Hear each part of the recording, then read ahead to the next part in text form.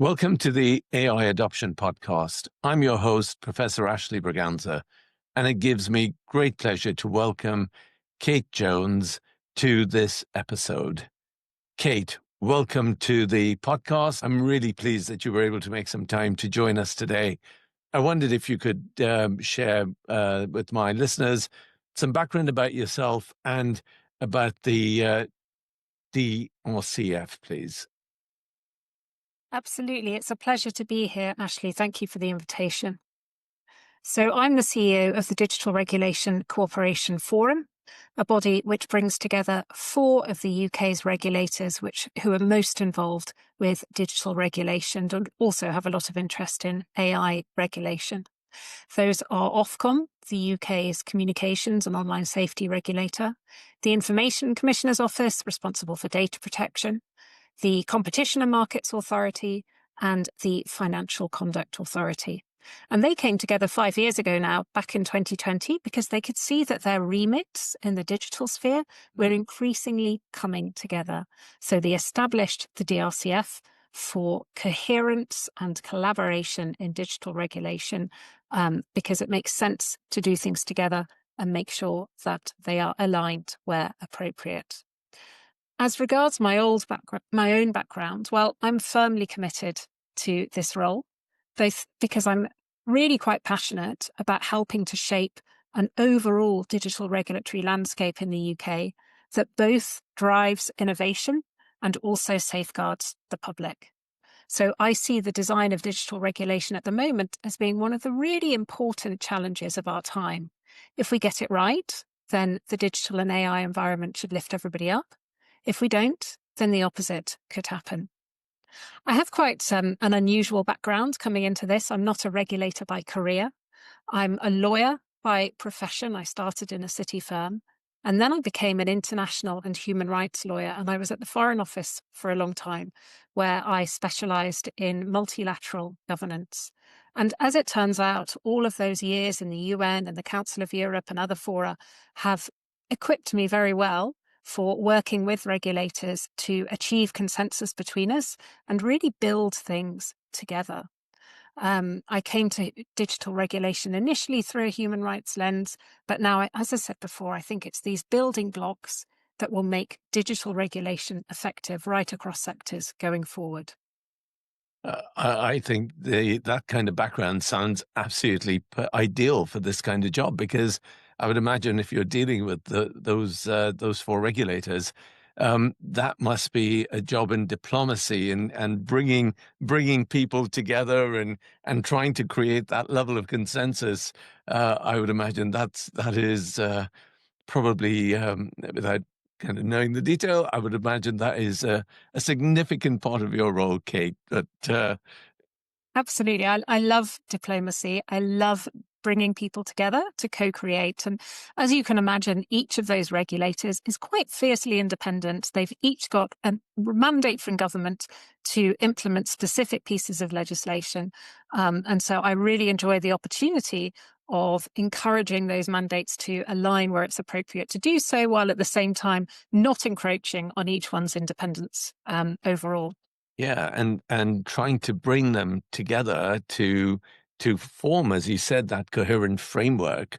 Because if we meaning the UK, if the UK can really, as the government wants to be, become an AI maker rather than AI taker, then I think that having a clear regulatory framework is going to be, and a consistent, coherent regulatory framework, I think, is going to be absolutely essential to making that happen.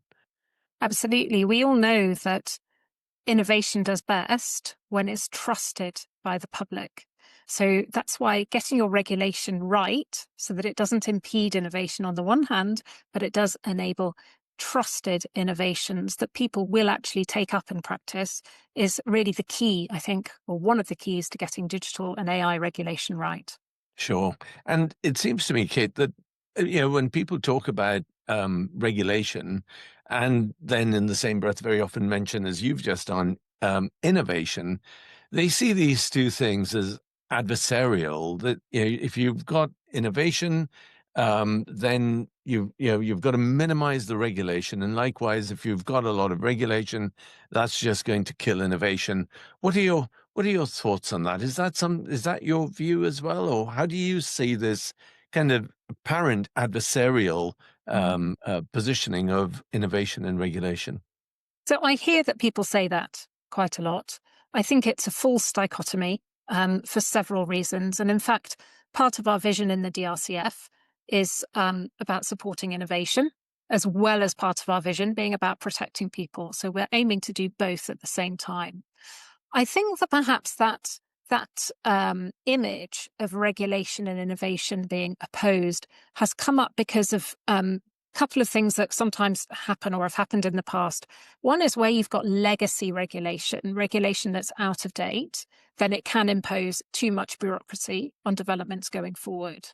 And secondly, I think where there are policy issues that are really contentious, and we can think about, for example, planning issues or, building of extra runways and things like that, then with the best will in the world, people aiming to resolve those contentious matters end up sometimes creating more procedures and more bureaucracy to try and work through them fairly, and that can slow things down.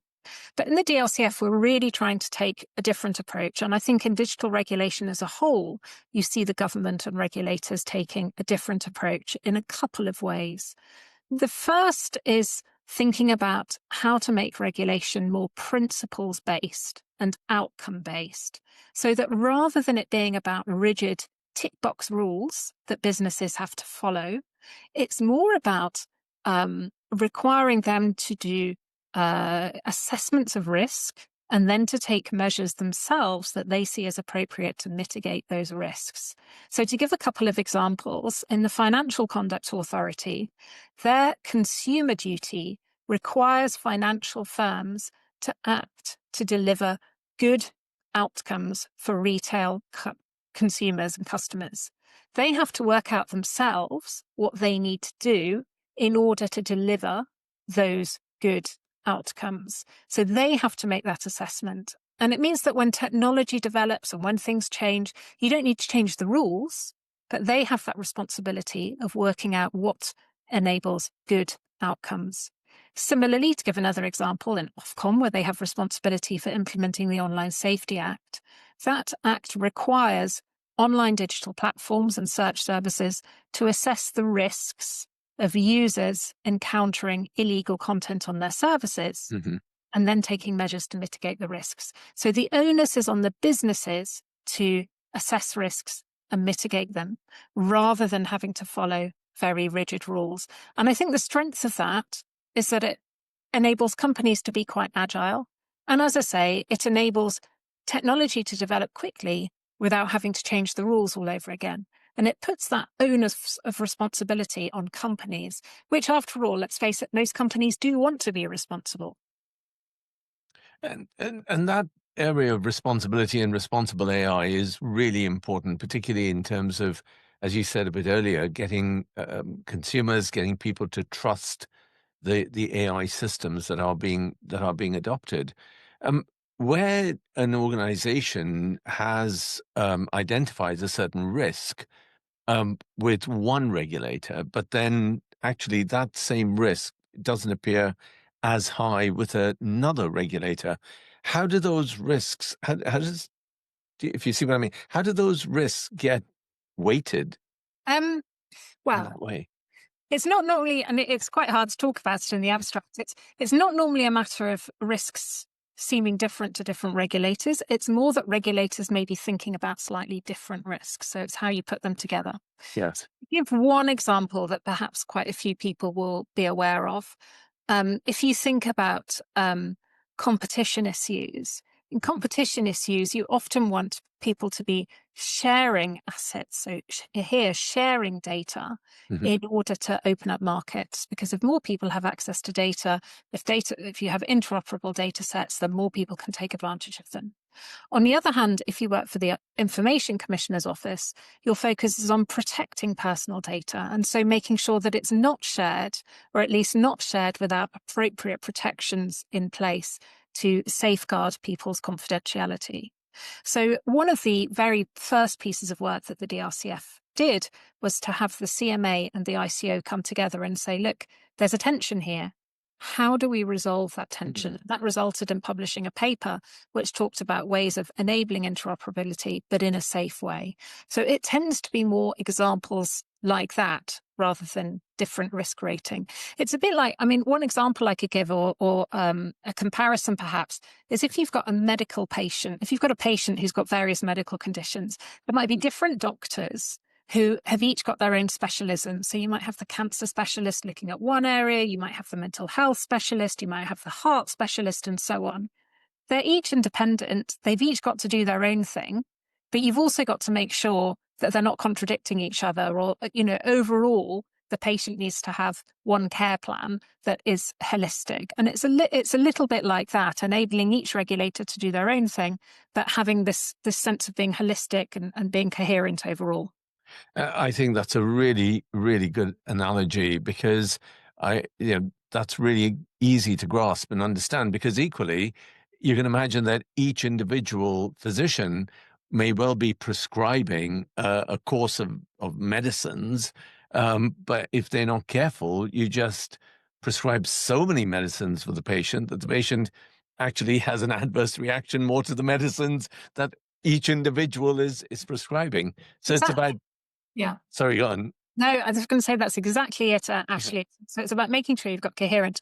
And then, of course, the other thing, just to extend the metaphor a little bit more, is that if you're doing diagnosis, it makes sense to do that diagnosis together rather than each to do x-rays and each to do tests, to actually have one set of tests that everybody can then use. So that's where we collaborate for efficiency as well. Yeah. That's very enlightening. Thank you. What's the DCRF doing to encourage innovation in this AI space? So, I mean, that's such an interesting question because there's lots going on. And again, this is a way I think that regulators have changed over the last few years to not only be about reducing harms, but also actually to be positively encouraging innovation.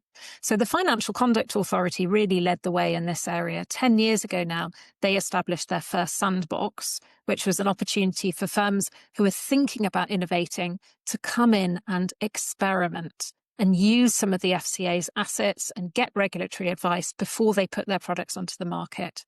And that approach that the FCA pioneered was taken up all over the world. And here in the UK, there are now quite a lot of sandboxes run by different regulators in different areas. And these have really been going from strength to strength. So just to give a couple of examples now, the FCA has a supercharged sandbox, which is a new program for innovative AI projects in financial services. And what it does is it has just been open actually for applications, and I think it's been very well subscribed for firms to come into it who are thinking about taking new AI financial services ideas to market.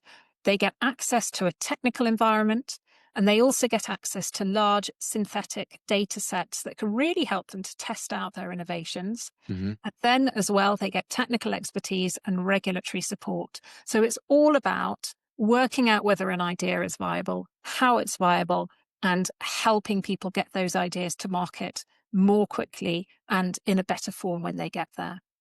There are also other things that are going on. So, for example, the Information Commissioner's Office and the Financial Conduct Authority are working together to support firms who are thinking about both financial regulation and data protection at the same time. And they recently published a joint article about the steps they're taking there to make sure that data protection isn't a barrier for new financial services innovation. And as DRCF, what we did last year was to run a pilot of what we called the AI and Digital Hub.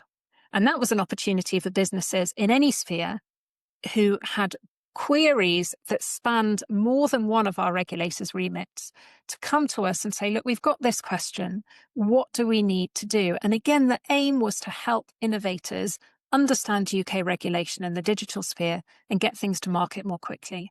We've now closed that pilot, and we had a range of queries, and we've actually published most of them anonymously online so that people can see the sort of advice that we gave. And it was quite varied. So a couple of examples. One was a company thinking about online financial promotions. Mhm. What are the compliance standards that they would need to comply with for online financial promotions compared to offline? Another was actually in the health sphere. Although we don't have health regulators in our group, the question was about what are the obligations that are on the hosts of a discussion forum for people with specific health issues? And what circumstances can they use some of that health data for online advertising? What are their rules? What are their kind of duties of care as regards people using their forum and so on? And then another question was about financial services. If a financial services provider wanted to contract out providing data portability requests to a fiduciary agent, what are the circumstances and what are the rules about doing that? So these are examples of kind of real businesses that were coming to us saying, look, we're thinking about setting up. What do we need to do to comply? And it was such an interesting year, and it taught us a few things. And one of the key lessons, I think, for innovators is if you are planning a digital innovation, think about regulation at the beginning. Don't wait until it's been a success and you're doing the scale up stage to then think about, oh, well, what about the rules? Bake in your compliance by design, and then that will save you time and money later on. And that would be one important message, I think, in this. It sounds like the AI and digital hub is a incredibly good idea to allow companies to come in and understand, as you said, what the regulations are so that they could bake it into particularly, cutting edge, leading edge products. But I understood from what you said that pilot may have come to a close. Has it come to a close, and why isn't it continuing? So that pilot came to a close, Ashley. It was a really good learning experience. Hmm. And I think besides the lesson I've just given, another lesson is about the importance of dialogue between regulators and innovators. And that is what we absolutely want to take forward in future. So what we have decided to do next is what we're calling the thematic hub, where instead of having something that's generally open for questions on any topic at any time, we will take a topic and invite people to put in their queries related to that specific topic. We will, at the same time, perhaps run some webinars, run some events, and the idea will be to have a focused dialogue on a particular emerging topic over a month or two, so that regulators and businesses and innovators and investors can grow together in their knowledge of what's coming up in that topic and what kind of regulatory support and regulatory issues there are in that topic. So that's how we're taking that forward. And then the other thing we're taking forward coming out of the hub, which we're really excited about, and we've got funding from DCIT's Regulatory Innovation Office, so the government, to do this, is to set up something that we're calling the Digital Regulatory Library. And it will be one space, one place where people can access digital regulation all in one spot, whether using their own eyes or whether using AI tools to access that regulation and make sense of it for them. So essentially, at the moment, each regulator has their own websites, their own sources of guidance. We're going to aim to put the digital side of that together to make it easier for innovators and investors to just find regulation, make it more accessible for them. That sounds like an incredibly valuable resource for innovators. Um, you mentioned the Regulatory Innovation Office, which I think is has been set up fairly recently, led by Lord Willets. I just wondered how do you all collaborate? How do you work with RIO, or the Regulatory Innovation Yes. Office? Yes. Yes, absolutely. So RIO was established by the Labour government after they came into office in 2024. And as you say, it's led by Lord Willett. Um, and so they are part of a government team, whereas I mentioned before that we are a creature of four independent regulators. And Yes. it's important that we maintain that independence. But at the same time, there's clearly quite a lot of synergy in what we're trying to do. Yeah. They are trying to ensure that regulators are equipped for AI and technology, not just our four regulators, but all of the UK's regulators, which, depending on how you count it, is sort of 90 or more. Yes. Um, and we are focusing on four regulators that have particularly significant remits in digital. So we talk quite a lot. And as I said, we're really excited to be collaborating with them on this project, for which they've given us funding. The pilot AI and Digital Hub was also funded by government funding in the past as well. So it has been really constructive collaboration working with government in that space of how regulators can assist innovation. There have been a number of announcements recently, particularly with the inward investment now by the Mm. tech companies looking to invest in AI, but in other digital activities in the UK. How do you see DRCF playing a role in making bringing some of those innovations to market? Mm. So clearly, the British government is very, very keen to see a thriving AI industry in the UK. And as regulators, as I've already said, we very much support innovation in AI, while at the same time wanting to make sure that that's done in a responsible way and so that people are protected.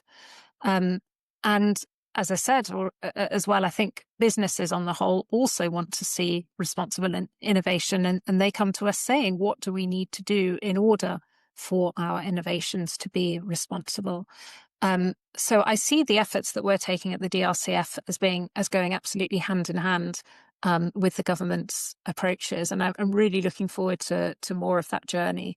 I think overall, Ashley, as you know, we're living through this period of intense technological change with AI at its heart, and as we move forward in that, it's essential that there is trust in what's coming. And therefore, it's essential that people don't feel discriminated against and that they feel that their privacy is appropriately protected, and they feel that they're being treated fairly. But at the same time, you don't want those to be holding back innovation. You've got to do the two things hand in hand. And that's where we as regulators come in, enabling responsible innovation and therefore trust, so that we can have this really flourishing AI economy. And I guess that means bringing the tech industry, but not just the tech industry. They're one key part of this AI ecosystem, clearly, but there are so many parts of the AI supply chain that need to then be brought on board. We're talking about the people that provide the infrastructure, the people that provide the platforms, the apps that sit on the platforms, and then even the companies that then are implementing and are bringing in the AI into their core operations. Um, how do you get that dialogue going between industry and the regulators? So, as I mentioned before, I think dialogue is absolutely essential. And quite a lot of what we do in the DRCF is actually about dialogue. And going back to my diplomatic roots, I really enjoy that dialogue. It's an exciting part of what we do. We find, for example, that businesses and others in the digital and AI chain are often keen to speak with multiple regulators at the same time rather than regulators individually. So coming through the DRCF is a good way of having that dialogue. But that's in addition to what each regulator does separately. So Ofcom has its own conversations on online safety and so on. We wouldn't dream of treading on their independent space. But so practical ways in which we're doing this dialogue range from shared research. So, for example, we have done research on consumers' usage and understanding of generative AI, their appetite for future use, what the blockers might be, how we go about addressing those. Also providing information to markets. So we have come together to think about core concepts that are often being bandied around about AI in the digital sphere, such as fairness, for example, and transparency. These words that are often buzzwords and get used. We've sat down as a group to say, okay, what do we each understand these to mean? And how can we explain this to the world, and so help people to understand what they should be aiming at by way of fairness, transparency, and so on.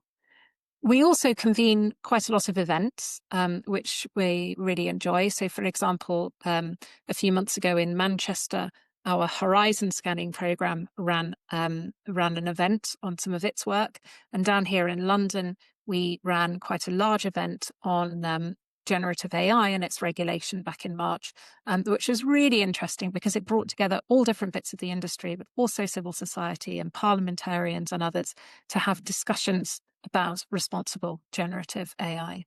And then, as we think as DRCF about what we should focus on each year, we seek industry input into that work plan so that we're not just on a whim deciding what we're going to work on. We actually talk to the market and say to people, okay, where are you seeing those regulatory gaps, or where are you seeing interplays between different remits and therefore things that we ought to pick up to work on together, whether that's, for example, age assurance, Ofcom and ICO, or whether it's fraud, which engages really all four of our regulators, and so on and so on. We're trying to really listen to the market and then work on things. And we publish almost all of what we do. So on our website, which is drcf.org.uk, all of our publications are there, so that people can actually see the results of our research, the results of our thinking, and then we can enter into dialogue about that and have events and discussions about it, as is helpful. That sounds really positive, and it sounds as though, as a regulatory body, you are taking very proactive steps to engage with industry. Um, I do like the point that you made, which is very often these phrases or these words like fairness and transparencies kind of get bandied about, and everybody sits around and nods their heads when this is really important. Fairness, very important. But what does it actually mean? From the discussions, Kate, that you've had with the other regulators, what conclusions? What have you reached in terms of a common understanding of what something like fairness or transparency means? So I think for our detailed findings, you would need to go and look at our paper. But the key point that I would make here Yeah, is to be careful with these terms, because even in different pieces of legislation, they may have quite different meanings. So what fairness means in human rights legislation and in privacy legislation is different from what it means in competition and consumer protection legislation. Which is why it was such a useful exercise doing this, because everybody, of course, you tend to live in your own bubble a little bit and not necessarily appreciate that there are those different meanings out there. And so there's a real risk of talking past each other unless you come together and actually expose those differences by talking through them. uh, uh, you're absolutely right, and I fully get that, because when I was setting up my Center for AI way back in 2018, and I wanted it to be done on an interdisciplinary basis. I have to say the word ethics, oh my word, because the lawyers and different parts of the legal profession themselves have potentially different meanings, which is very different to a philosophical ethicist Yeah, approach, which is very different to someone coming in from a business school perspective, very different to what the engineers perceived it to be. So you're absolutely right, trying to find that common ground of what it means, and even sometimes agreeing that there are differences. absolutely. Absolutely. And I know, yeah, there are well over 200 statements of ethics in AI, or each of them slightly different. Some of them are international, UNESCO, for example, led the way. But as you say, they each have slightly different penumbra. Something that I think is a really positive initiative at the moment is the work that the government, the Department for Science, Innovation and Technology, is doing on AI assurance, because AI assurance and that industry is really quite important to enabling responsible AI. We at the DRCF have done quite a bit of work on that in the past, and it's great at the moment to see DCIT trying to really encourage an AI assurance profession in the UK, trying to make sure that there is appropriate access to information, the right kind of skills and capabilities, and indeed the right code of ethics for that, so that you've got a sort of shared baseline for responsible AI. And I guess a key part of having responsible AI and responsible innovation, it starts with data and data management. It starts with making sure the right data is used, or the appropriate data is used for training the systems, the AI systems. Um, what's your understanding? Because I've heard you use this phrase previously of smart data. Tell us more about smart data, please. So smart data is a hugely important part of our work, and one that we're really excited about, actually, because again, smart data is an area where I think there is potential for really significant economic growth and also benefit for consumers in the coming years. So essentially, following the passing of the Data Act earlier on this year, without getting too technical, the government can require companies to share data. And this can either be business data, so that, for example, customers can have more transparency about pricing, or it can be data about their customers, which is shared with the consent of customers. Now, at the moment in the UK, we've got one fully functioning smart data scheme, which is open banking. And you might be a user of this, Ashley, or your listeners might be users. If, for example, you use one of those apps which consolidates, which has access to your bank accounts, consolidates your spend, and gives you cash back. Or, for example, if you have one of those apps which, again, helps you budget and has access to your bank accounts to enable you to do that. Or if you run a small company, one of those apps which gives you back office accounting, as I used to do when I worked in consultancy independently. I had an app which gave me back office invoicing and accounting and so on, and it had access to the company's account. This is open banking, and it has brought lots of benefits for individuals in the UK over the last few years, as I say, budgeting, cashback, etc. It's also really given support to a fintech industry in the UK, which relies to some extent on provision of this data in order to offer different services that simply didn't exist before. And now the aim is gradually to bring these benefits of smart data into other parts of the economy. So whether that's open finance for financial services, or whether it's, for example, in the energy sector, opening up data about people's power use is something that will enable them to be offered better deals in the future. Or even potentially, I've heard people talk about open property, so making the buying of housing in this country easier. We all know it takes you a few months at the moment to actually get through the conveyancing process, and a lot of transactions fall apart. Open property, not my field, but as I understand it, could enable much easier sharing of, for example, search results, survey data, even mortgage possibilities, which could actually speed up and make much more certain the conveyancing process. So it's on the horizon. It's not quite there yet. But I see this as a really exciting opportunity. And what we're doing in the DRCF is thinking about, okay, what is needed from regulators for these markets to take off? And how do we ensure that cross-sectoral ones are going to work as well, which is it's quite an interesting challenge at the moment, but we're really enjoying working into this space. This is incredibly exciting. Would this data then also be available to small and medium-sized businesses? Potentially. I mean, if you think about open banking, a lot of fintech startups were precisely that. They were startups who were Yes. able to access this data and use it.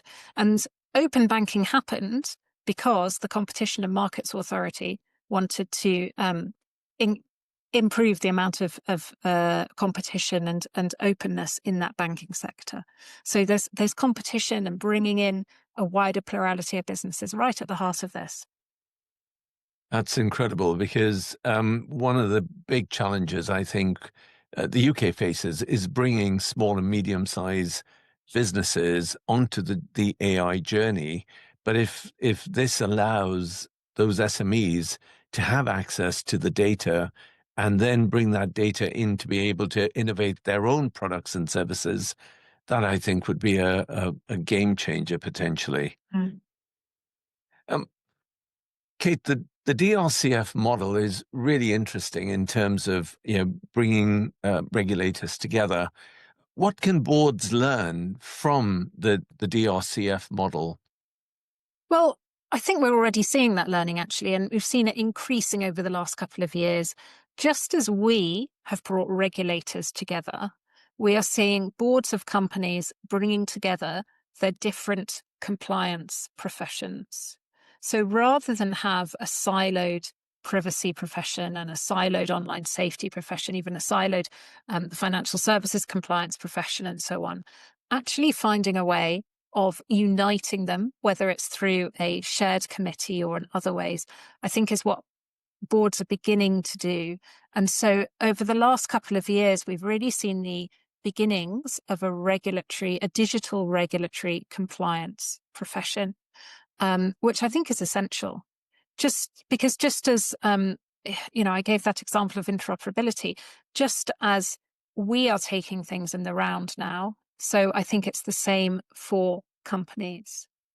So I think that's the first general point that companies can take from all of this discussion is making sure that they are joining up. And actually, if they've got different lawyers, making sure that those lawyers are joining up across segments. Because as I say, you can't now do financial services compliance and completely not take account of GDPR and privacy and so on.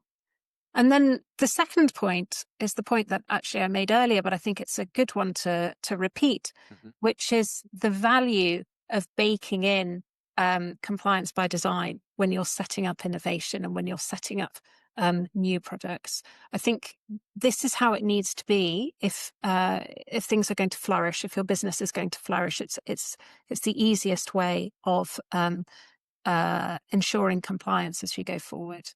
And of course, for businesses, then the value of that is that you build a reputation for responsibility and trustworthiness, which is going to help your product or your service to sell in the longer term.